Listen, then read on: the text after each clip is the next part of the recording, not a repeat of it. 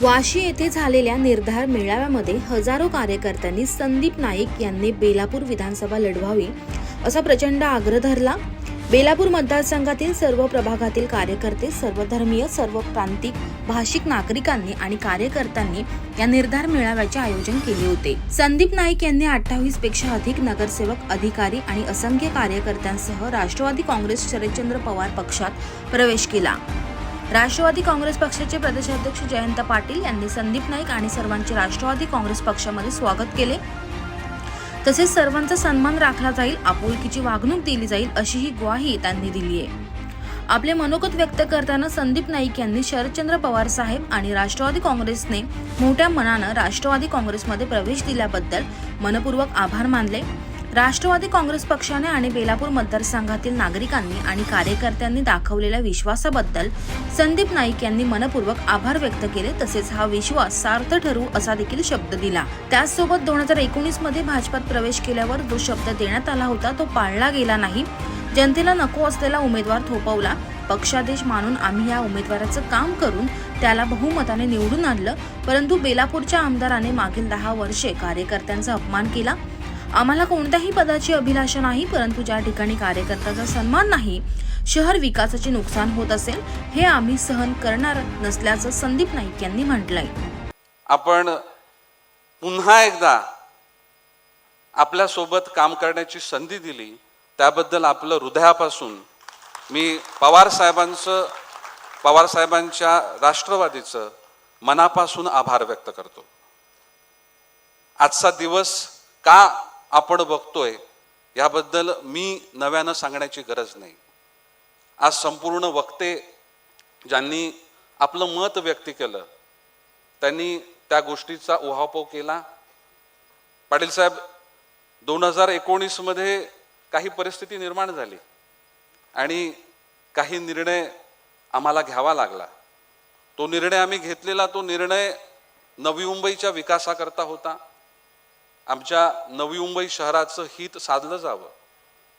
नवी मुंबई शहराचे दीर्घ प्रलंबित विषय जे सत्तेत असल्याशिवाय त्याचा निर्णय होत नाही आणि हे विषय नवी मुंबईच्या हिताचे आहेत आणि हे मार्गी लागले पाहिजेत। याकरता त्यावेळेस झालेला निर्णय, त्यावेळेस आमच्या नवी मुंबईतल्या सर्व नागरिकांना आम्हाला दिलेला शब्द आणि त्या नंतरच्या कालखंडामध्ये जशा निवडणुका घोषित झाल्या त्यावेळेस शब्द फिरवला गेला। शब्द फिरवला, ठीक आहे, काही अंशी माझी कोंडी झाली, परंतु असो, माझी कोंडी झाली तरी माझ्या शहराची कोंडी झाली नाही पाहिजे, माझ्या कार्यकर्त्यांची कोंडी झाली नाही पाहिजे, या शहराचा विकास झाला पाहिजे। आणि त्यामुळेच माझं एक टर्मचं नगरसेवक पद, 3दा स्थायी समिती सभापती, 2 टर्म आमदार आणि त्यावेळेस मला थांबावं लागलं। मला असं वाटलं की मी थांबलो, ती हरकत नाही, परंतु त्यातून काहीतरी चांगलं निर्माण होईल, आपल्या शहराच्या हिताचे निर्णय घेतले जातील, आमच्या शहरवासियांच्या हिताची जपणूक केली जाईल, माझ्या समवेत जे सगळे आलेत त्यांना सन्मानित केलं जाईल, त्यांची कामं होतील। अशा प्रकारची परिस्थिती असताना निवडणुकीला आम्ही सामोरं गेलो आणि जी जबाबदारी आमच्याकडे दिलेली ज्या पक्षानं ते आम्ही योग्य पद्धतीनं पार पाडली। दोन्ही मतदारसंघामध्ये यश मिळालं। ज्या दिवशी आम्हाला यश मिळालं त्याच्या दुसऱ्याच दिवशी हे यश कोणाचं नाहीये, हे यश तुमचं तर नक्कीच नाहीये, हे यश पक्षाचं पण नाहीये, हे यश माझं आहे। आणि ज्या कार्यकर्त्यांनी त्यावेळेस कामं केलेली, आमच्या चेहऱ्याकडे बघून कामं केलेली, त्या दिवशी त्यांचा हिरमोड झाला की आपण काय धारणेनं आपण प्रवेश केला, आपण त्याग केला आणि आपण कामं केली आणि त्याच्यानंतर जर जे सत्य आहे ते कुठेतरी बाजूला ठेवून आम्हाला ज्या पद्धतीनं अपमानित केलं जात आहे, हा अपमान माझ्या सर्व कार्यकर्त्यांनी त्यावेळेस सहन केला। त्यानंतर काय घडलं हे सगळ्यांना आपल्याला माहिती आहे। ह्या नरबागेनी एक त्याचं काम होतं आणि तो काम असताना त्यांनी संबंधित आमदाराला फोन केला की बाबा मला असं असं काम आहे आणि मला लेटर हवंय। तर त्यांनी स्पष्ट सांगितलं, तू कोण, मला का फोन केलास, तू इकडे यायचं नाही। आणि ज्या पद्धतीनं त्याला शब्द वापरले गेले ते आमच्या सगळ्यांच्या जिवारी लागले. तुझ्या जिवारी लागले?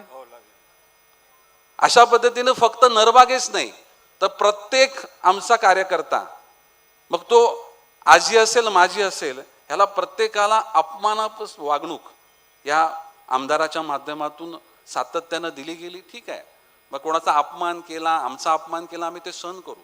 परंतु नवी मुंबई शहराच्या हिताचे निर्णय घेताना देखील कधी हिताचा विचार या आमदाराच्या माध्यमातून केला गेला नाही. त्यामुळे आमचा अपमान झाला, आमची कोंडी झाली, हे सर्व आम्ही मान्य केलं. कार्यकर्त्यांनी देखील पाटील साहेब ते सहन केलं. परंतु काहीही झालं तरी नवी मुंबईचं नुकसान हे आम्ही आणि या स्टेजवर बसलेले सर्व कार्यकर्ते कदापि सहन करणार नाही. आणि म्हणून जयंत पाटील साहेब हा निर्धार मिळावा. येणारी लढाई स्वाभिमानाची आहे, येणारी लढाई ही नवी मुंबईच्या हिताची आहे, येणारी लढाई ही नवी मुंबईच्या विकासाची आहे. आम्ही लढणार आणि आम्ही जिंकणार.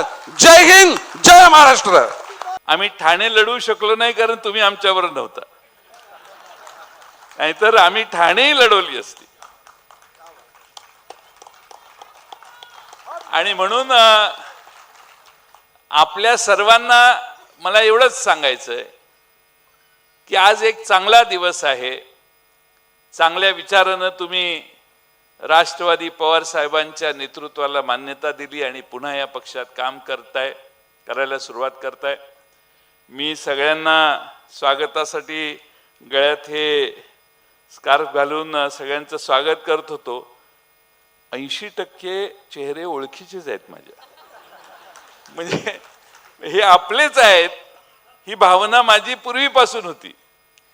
आणि हा मधल्या 2, 4, 5 वर्षाचा काळ गेला, पण जवळपास आपण अनेक वेळा याच व्यासपीठावर आपल्या मोठ्या नेत्यांच्या नेतृत्वाखाली भेटलेलो आहोत आणि अनेक वेळा कार्यक्रमाला मी इथं आलेलो आहेत. आणि आपले मोठे नेते हेही माझे लाडके आदर्श असे नेते आहेत.